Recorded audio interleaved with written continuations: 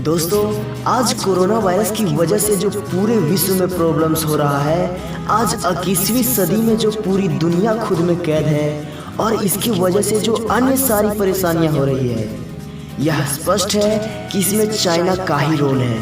परंतु दोहरे चरित्र वाला चाइना शुरुआत से ही इसे नकारता आया।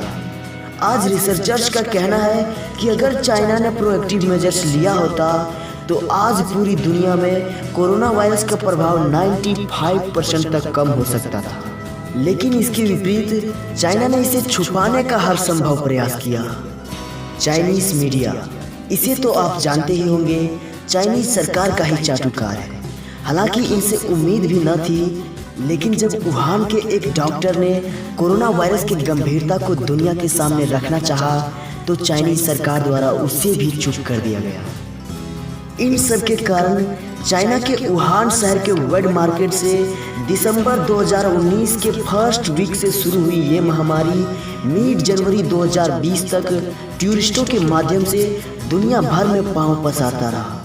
तब जाकर दुनिया को धीरे धीरे इस बारे में खबर हुई।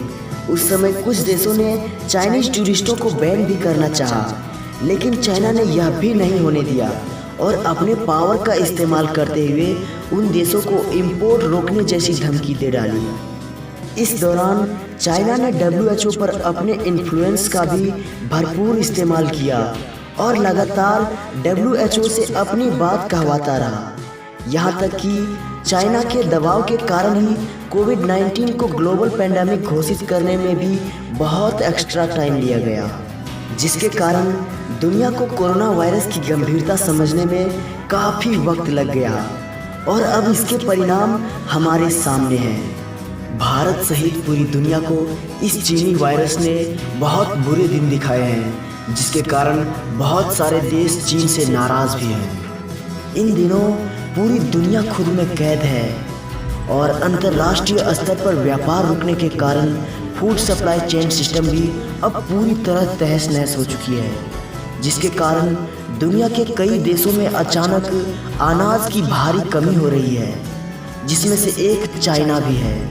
हालांकि जानकारी के लिए मैं आपको बता दूं कि हमारे प्यारे भारत में अनाज की कोई कमी नहीं है, क्योंकि भारत में चावल और गेहूं का सालाना खपत 214 लाख टन है, जबकि हमारे देश में 565.11 लाख टन बफर स्टॉक मौजूद है, यानी सालाना उपयोग से लगभग 2.5 गुना ज़्यादा।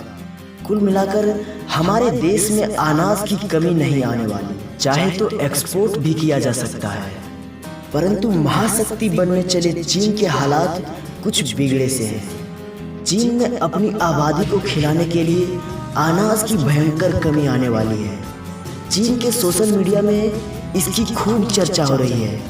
सोशल मीडिया पर कई सप्ताह से ये ट्रेंड चल रहा है कि चीन में खाने की भारी कमी हो चुकी है। एक दावे में ये कहा जा रहा है कि एक सरकारी दस्तावेज सामने आया है, जिसमें फूड सप्लाई को कम करने की प्लानिंग की बात की गई है। उसे CCP का आधिकारिक नोटिफिकेशन कहा जा रहा है, जिसमें सभी परिवारों को 3 से 6 महीने तक खाने को कम करने के लिए मोटिवेट करने को कहा गया है तथा 3 से 6 महीने तक का खाना स्टोर भी करने के लिए कहा गया है।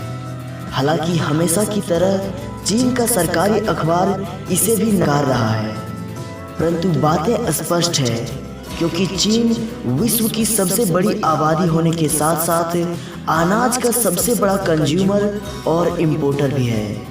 वहीं वियतनाम ने भी चावल निर्यात करने से मना कर दिया है और थाईलैंड ने भी चिकन एग का निर्यात बंद कर दिया है। अफ्रीकी देशों में भी टिड्डी की समस्या के कारण फसलों के उत्पादन में भारी कमी आई है, जिसके कारण अफ्रीकी देश भी चीन को मदद करने में असफल हैं।